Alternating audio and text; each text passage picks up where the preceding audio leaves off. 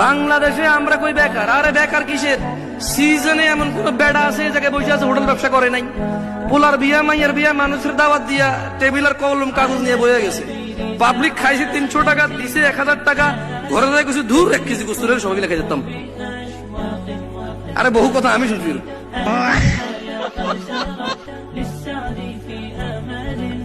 আমি শুনছি বহু কথা।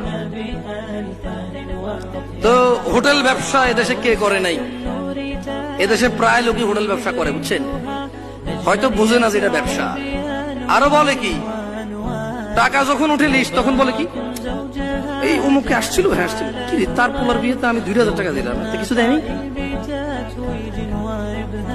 পরে মনে কষ্ট না, আধা ঘন্টা পরে বুঝে যে না, ওনার ছেলে আসছিল, ছেলের নামে উনি দিছে 5000 টাকা দিছে। আচ্ছা আচ্ছা, ওনার নাম লেখে নাই।